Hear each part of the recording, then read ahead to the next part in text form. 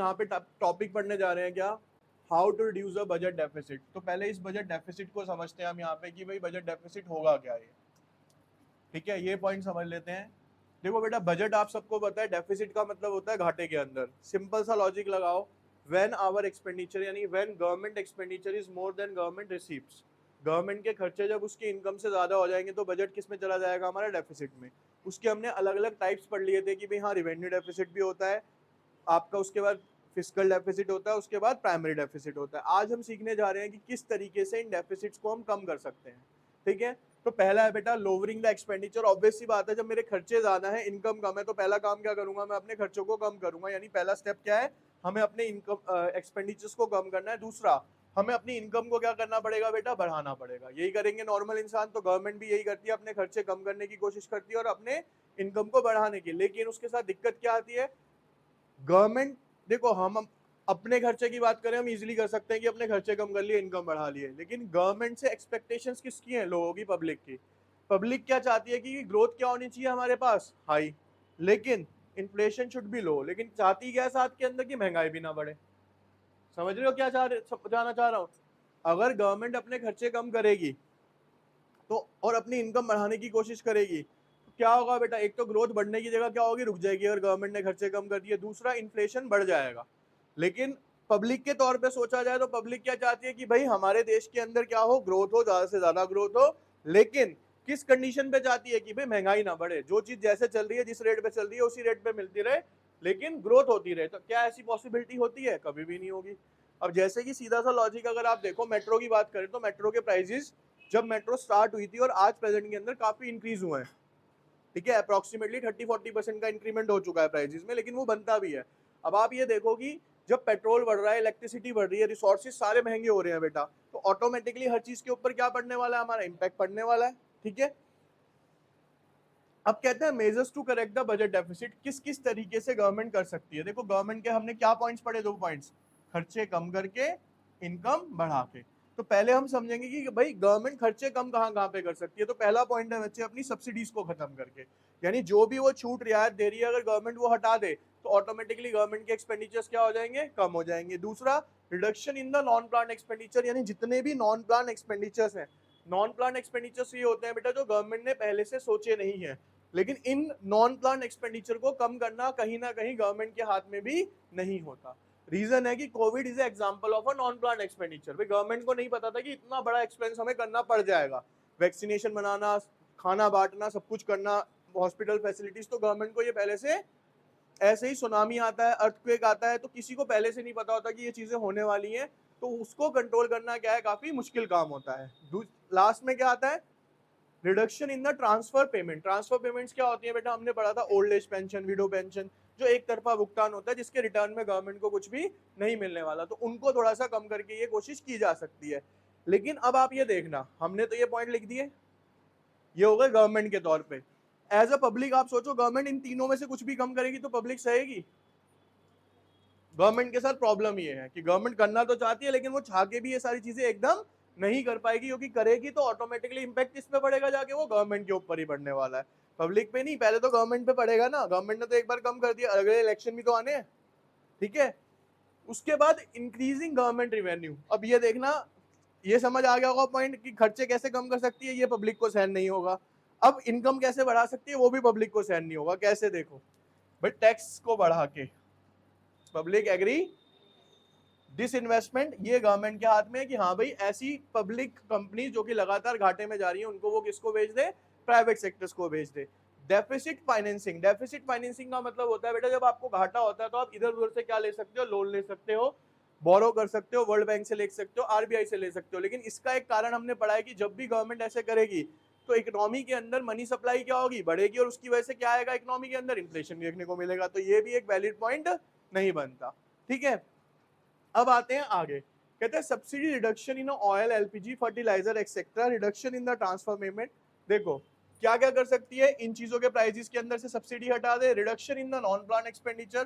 देखो non plan expenditure ये है बेटा, अगर आज प्रेजेंट की बात करी जाए तो जो इजराइल और गाजा है ना, वो एक तरीके से नॉन प्लान एक्सपेंडिचर के अंदर जा रहा है, क्योंकि किसी को नहीं पता था कि इतनी इमारतें, इतनी स्कूल, इतना कुछ सब कुछ खत्म हो जाएगा हमारा बैठे बैठा है। और आप ये देखो कितना उसे बनाने में लगे होंगे 50 साल, खत्म करने में कितने लगेंगे, 2 से 3 महीने, क्योंकि अप्रोक्सीमेटली जो बताया जा रहा है 2 से 3 महीने लड़ाई चलेगी, ये अप्रोक्सीमेशन है। ऐसे यूक्रेन और जब रशिया की हुई थी तो कहा गया था 2-3 महीने चलेगी, यार 1.5 साल हो गया चलते हुए, ठीक है ना। तो आप लॉस नहीं समझ सकते कि किस लेवल पे जाके लॉसेस हो रहे हैं उनके, मतलब कई, आप सोचो ना 50 साल की चीज 5-6 महीने में खत्म हो जाएगी, लेकिन उसको दोबारा बनाने में पैसा भी चाहिए, रिसोर्सेज भी चाहिए, सब कुछ चाहिए। और सबसे बड़ी बात है वहां की पब्लिक ही खत्म हो रही है, क्योंकि इंडिया और दूसरे देशों के साथ पॉजिटिव क्या है बेटा कि हमारी ना पॉपुलेशन बहुत ज्यादा है, तो कहीं ना कहीं कुछ इंपैक्ट पड़ेगा तो हम दोबारा से उसको सर्वाइव कर पाएंगे। लेकिन यहाँ पे पॉपुलेशन ही लिमिटेड है, पॉपुलेशन ही खत्म हो गई, देश कौन चलाएगा, कौन बनाएगा, है ना। वहां तो बंदे ही खत्म हो जाएंगे सारे के सारे ले देके। फिर आता है reduction in the transfer payments, transfer payments को कम किया जाए, reduction in the LTC bonus. LTC क्या होता है, किसी को पता है? बहुत बढ़िया, चलो। एलटीसी बेसिकली क्या होता है बेटा, जब आप गवर्नमेंट जॉब में होते हो ना, तो गवर्नमेंट हर साल आपको घूमने के लिए क्या देती है, विद फैमिली फ्री टिकट्स वगैरह अलाउ करती है कि आपको जहां इंडिया में घूम के आना आप घूम के आओ, उसमें रहना सहना, आना जाना, खाना पीना सब, ठीक है। तो जो गवर्नमेंट ने, अब देखो आज जो गवर्नमेंट कर रही है ना वो सबको बुरा लगा, लेकिन गवर्नमेंट कहीं ना कहीं वो सही कर रही है। गवर्नमेंट ने सबसे पहले क्या खत्म करा बेटा, पेंशन खत्म करी। पेंशन खत्म करना ने, आप ये समझो, मतलब मेरे नोन टू में ऐसे ऐसे लोग थे बेटा, 60 साल की उम्र में रिटायर हो गए, मान लो 94 ईयर्स होके गए, एज हुई इनकी 94 ईयर, 60 में रिटायर हुआ, 94 साल के होके मरे, तो 34 साल बैठ के पेंशन खाई। समझ रहे हो, 34 साल पेंशन नहीं होती, बस वो मेडिकल फैसिलिटीज पूरी ली।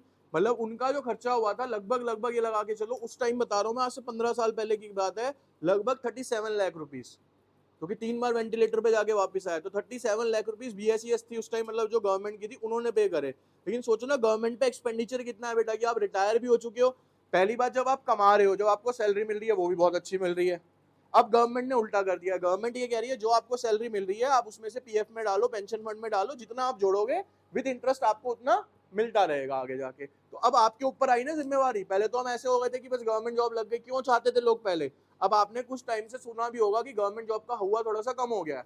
अब हर बंदे के मुंह पे ये नहीं मेरे को सरकारी नौकरी, जब से हुआ है ये, जब से 2004 था शायद, जब से इन्होंने पेंशन स्कीम, पता नहीं 2014 में आके हटाई है पेंशन स्कीम, जब से हटाई गई है ना, तो सबका क्या हो गया यार, क्या ही है अब तो सरकारी कर लो प्राइवेट कर लो एक ही बात पड़ेगी, तो सब क्या हो गए थोड़े से नॉर्मल फिगर।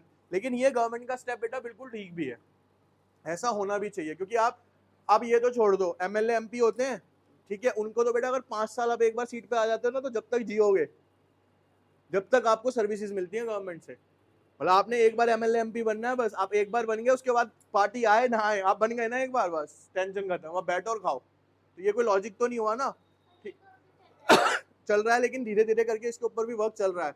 आईएएस के साथ था, आईएएस को बल्कि ये सर्विसेज मिलनी चाहिए, क्योंकि वो देश को उतने लेवल पे जाके सर्व करता है। और मैं कहता हूँ किसी को करो मत करो, लेकिन जो मिलिट्री सर्विसेज दे रहे हैं ना, उनको ये सर्विसेज जरूर देनी चाहिए, ठीक है, कि एटलीस्ट उनका बनता भी है, क्योंकि उन्होंने जो लाइफ बेटा अपनी बिताई है ना, मैं कह रहा हूँ अगर कोई, पहली बात तो देखो क्या होता है बेटा मिलिट्री की सर्विस में क्या है, जब तक लड़ाई नहीं छिड़ी, जब तक आप बचे हुए हो, जिस दिन लड़ाई छिड़ गई उस टाइम कोई नहीं देखेगा कौन है, कौन सामने खड़ा है, कौन नहीं खड़ा, जिसने मरना वो मरेगा ही मरेगा उस टाइम पे। तो आपकी लाइफ का कोई भरोसा नहीं होता उसके अंदर। लेकिन अगर आप जी के एक मेजर रैंक तक पहुंच गए हो, तो आपको सर्विसेज मिलनी चाहिए गवर्नमेंट के द्वारा, कि हाँ भाई अपने 20 साल आपने देश को दिए थे, आपने कुछ इंजॉयमेंट नहीं करी, अब हम आपको सर्विसेज दे रहे हैं कि आप इंजॉय, ठीक है। लेकिन होगा, धीरे धीरे कर रहे हैं इस पे भी काम।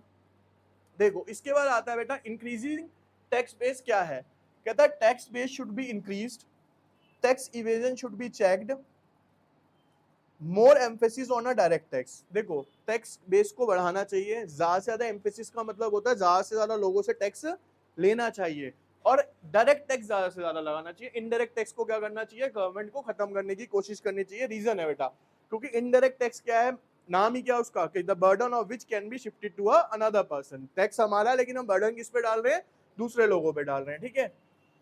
फिर आता है डिसइन्वेस्टमेंट का मतलब आप सबको पता है, मीन सेलिंग होल और a part of the share of a selected public sector enterprises held by the government to a private sector used to meet the deficit budget, ठीक है। तो हम जितने भी लॉस मेकिंग यूनिट्स होते हैं उनको क्या करते हैं, पूरे तरीके से या पार्शली सेल आउट कर देते हैं, किसको, प्राइवेट सेक्टर को। डेफिसिट फाइनेंसिंग क्या है, means printing of a currency notes, हम नई करेंसी छापने लग जाते हैं, इसे बोला गया डेफिसिट फाइनेंसिंग। गवर्नमेंट को लगता है पैसे की शॉर्टेज है, एक लेकिन कानून है, एक कायदा है जिसके अकॉर्डिंगली आप उसको छाप सकते हो, वो हमने मनी में पढ़ा था। कहता है it involves borrowing by the government from the central bank through the issue of a treasury bill, treasury bill issue किया जाता है, central bank buys the treasury bill and the government get the cash to fund it deficit. Treasury bill किसके पास चले जाते हैं? Central bank के पास। उसके बदले में गवर्नमेंट को क्या मिल जाता है बेटा? कैश मिल जाता है। और वो कैश क्या होता है? मार्केट के अंदर सर्वाइव, मतलब एक तरीके से रोटेट होना स्टार्ट हो जाता है। अब आता है how to finance the budget deficit. किस तरीके से बजट डेफिसिट को फाइनेंस किया जाए? देखो, पहला, पैसा कहां से लाओगे? Borrowing from the public. Borrowing from the public का मतलब है सरकार से क्या ले लो बेटा? अब उधार लेना स्टार्ट करो। कहता है government may raise loans from the general public by issuing a bonds of various type. देखो, जब गवर्नमेंट को भी पैसे की जरूरत होती है ना, मैंने आपको पहले भी बताया, ये हमने पढ़ा था open market operations. Open market operations क्या बताए थे बच्चे की? जब गवर्नमेंट को पैसे की जरूरत होती है तो गवर्नमेंट बॉन्ड इशू किए जाते हैं, लोगों का उसमें ट्रस्ट होता है, तो पब्लिक, आम पब्लिक हम जैसे उसको खरीदने लगती है। जब हम उसे खरीदने लगते हैं तो बॉन्ड्स हमारे पास जाते हैं और पैसा किसके पास चला जाता है? गवर्नमेंट के पास। दूसरा आता है बेटा यहाँ पे expansion of a money supply, यानी मनी सप्लाई को बढ़ाने की कोशिश की जाए। कैसे? कहता है central bank buys the treasury bill issued by the government get to cash a fund its deficit. Central bank क्या करता है? ट्रेजरी बिल ले लेता है गवर्नमेंट से और उसके बदले में कैश किसको प्रोवाइड कराता है बेटा? एक तरीके से गवर्नमेंट को प्रोवाइड करता है। फिर आता है डिसइन्वेस्टमेंट। ये हमने पढ़ लिया था कि टोटल या हाफ पार्ट ऑफ अ बेच दिया जाता है किसको बेटा? एक तरीके से प्राइवेट सेक्टर को। पहला टॉपिक क्या होता है बच्चे हमारा? बजट डेफिसिट क्या है? तो बजट डेफिसिट, या पहले समझते हैं हम गवर्नमेंट बजट क्या है। गवर्नमेंट बजट बेटा हमारा ये था कि गवर्नमेंट के द्वारा कमाई गई इनकम और एक्सपेंडिचर की जो एक स्टेटमेंट होती है वो क्या करता है? हमारा गवर्नमेंट बजट बन जाता है। गवर्नमेंट बजट को निकालने के लिए हमारे पास दो कंपोनेंट्स थे, एक था हमारा बजट रिसीप्ट और एक था हमारा बजट एक्सपेंडिचर। बजट रिसीप्ट की अगर बात करते हैं तो बजट रिसीप्ट के अंदर भी हमारे पास क्या थे बच्चे? दो कंपोनेंट्स थे, एक था रिवेन्यू रिसीप्ट। रिवेन्यू रिसीप्ट वो रिसीप्ट होती है ना तो गवर्नमेंट की लायबिलिटी को बढ़ाते हैं ना ही असेट्स को कम करते हैं। और कैपिटल रिसीप्ट वो रिसीप्ट होती है जो कि गवर्नमेंट की असेट्स को कम करती हैं और लायबिलिटी को बढ़ा देती हैं। दूसरी तरफ आते हैं हम बजट एक्सपेंडिचर्स पे। बजट एक्सपेंडिचर्स क्या आते हैं? Revenue expenditure. ऐसा एक्सपेंडिचर ना तो गवर्नमेंट की लायबिलिटी को कम करेगा ना गवर्नमेंट की असेट्स को बढ़ाएगा। दूसरी तरफ कैपिटल एक्सपेंडिचर क्या है? जो कि गवर्नमेंट की असेट्स को बढ़ाएगा और लायबिलिटी को कम कर देगा। अब जब हम आते हैं बेटा रिवेन्यू रिसीप्ट के पोर्शन पे, तो उसके अंदर रिवेन्यू रिसीप्ट में भी हमने दो तरीके की रिसीप्ट पढ़ी, टैक्स रिसीप्ट और non tax receipt. Tax receipt के अंदर हमने पढ़ा कि बेसिकली टैक्स क्या है? कंपलसरी पेमेंट है जो कि हमें कहाँ पे पे करनी पड़ती है? गवर्नमेंट को देनी ही देनी है, चाहे आप किसी भी सोर्स से अपनी इनकम जनरेट करते हो। अब टैक्स रिसीप्ट के अंदर भी दो तरीके के टैक्स लगाए गए, डायरेक्ट और इनडायरेक्ट। डायरेक्ट वो है जो कि हमें लगा है तो हमें ही पे करना, उसका बर्डन कहीं और नहीं जा सकता। इनडायरेक्ट वो होता है जिसका बर्डन मैं किसी और के ऊपर शिफ्ट कर सकता हूँ। इनडायरेक्ट टैक्स समझ गए। अब इसके बाद नॉन टैक्स रिसीप्ट्स होती हैं हमारी। नॉन टैक्स रिसीप्ट्स क्या हैं? नॉन टैक्स रिसीप्ट्स हो गई गवर्नमेंट के द्वारा अदर सोर्सेज जो कि टैक्स के अलावा इनकम के हैं, जैसे कि उसके अंदर आता है फीस, फाइन, ठीक है। उसके बाद एसचीट्स आ गए आपके, कुछ गवर्नमेंट की स्पेशल असेसमेंट्स होती हैं, तो बहुत अलग अलग। बेसिकली आप कह सकते हो जो भी टैक्स रिसिप्ट के अलावा जितने भी पैसे कमा रही है वो सब क्या है? उसका नॉन टैक्स रिसिप्ट है। उसके बाद बेटा आता है रेवेन्यू रिसिप्ट हो गया। कैपिटल रिसिप्ट की अगर बात करें तो बेटा उसके अंदर क्या था? बोरोइंग, ठीक है ना। अगर आपने लोन लिया है तो आपकी लायबिलिटी क्या हो जाएगी? बढ़ जाएगी। अगर आपने लोन की रीपेमेंट करी है तो वो कहाँ चला जाएगा? कैपिटल एक्सपेंडिचर में, क्योंकि आपकी लायबिलिटी क्या हो जाएगी? वहां पे कम हो जाएगी। ऐसे ही अब आते हैं हम किस पोर्शन पे? अपने रिसिप्ट वाले। तो रिवेन्यू रिसिप्ट के अंदर एग्जांपल अगर देखा जाए तो रिवेन्यू रिसिप्ट क्या थी बच्चे इसके अंदर? बताओ रिवेन्यू रिसिप्ट का example. Revenue receipt, wealth tax, house tax, income tax, ये सब क्या थे हमारे एक तरीके से, ठीक है। अब आएंगे हम रिवेन्यू एक्सपेंडिचर पे। तो रिवेन्यू एक्सपेंडिचर में आएगा इंटरेस्ट पेमेंट। अगर आपने ब्याज पे किया है तो वो आपकी लायबिलिटी को भी नहीं घटा रहा, असेट्स में भी कोई चेंज, ठीक है। और अगर हम ट्रांसफर पेमेंट्स भी इसी में आ जाएंगी। अगर हम जाते हैं कैपिटल एक्सपेंडिचर में, तो कैपिटल एक्सपेंडिचर क्या होता है बेटा? ऐसा खर्चा जो कि हमारे किसको कम करेगा? असेट्स को बढ़ाएगा, लायबिलिटी को कम करेगा। तो अगर मैंने लोन की रीपेमेंट करी है तो लायबिलिटी कम हो रही है। मैंने कोई कंपनी खरीदी है, असेट्स परचेज करी है, फिक्स असेट्स खरीदी है, तो वो क्या हो गया? मेरा कैपिटल एक्सपेंडिचर हो गया। इसके बाद बेटा हमने पढ़ा इसके अंदर कि जब ये सब कुछ हो गया तो हमने एक पॉइंट पढ़ा था भी कि गवर्नमेंट बजट क्यों बनाती है, उसके ऑब्जेक्टिव्स क्या क्या हैं। तो हमने उसके अंदर कुछ पॉइंट्स पढ़े थे लास्ट क्लास के अंदर। क्या? एक तो बेटा आपको रीएलोकेशन ऑफ रिसोर्सेज की, दोबारा से रिसोर्सेज को क्या किया जा सके? अच्छे से रीएलोकेट किया जाए। और वेस्टेज को खत्म करने के लिए कि जो अननेसेसरी यूज हो रही है चीजों, उसको क्या किया जाए?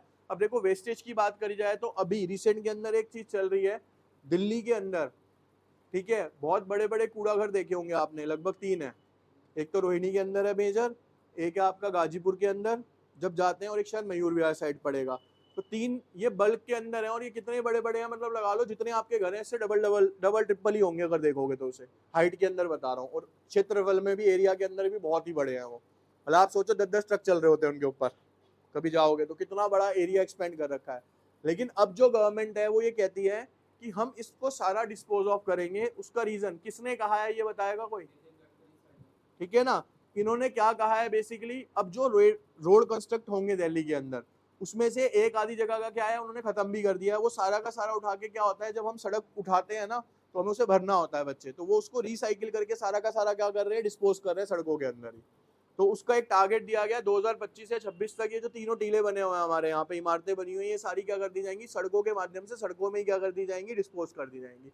अब लेकिन प्रॉब्लम क्या आती है यहाँ समझो, क्या ये पहला बंदा हाईवे मिनिस्टर बना या यूनियन मिनिस्टर पता है जिसको ये पता था? ऐसा तो नहीं होगा कोई, मतलब इसके अंदर कोई हाईटेक टेक्नोलॉजी तो बहुत सारी नहीं आ गई, सिर्फ क्या है, करने की इच्छा। कर दो, ठीक है, क्या है इसके अंदर बच्चे यहाँ पे, सिर्फ करने की इच्छा। अब ऐसे ना बहुत सारे पॉइंट्स अगर आप उठाओगे तो हमारी जो गवर्नमेंट करना चाहती है तो कर भी सकती है।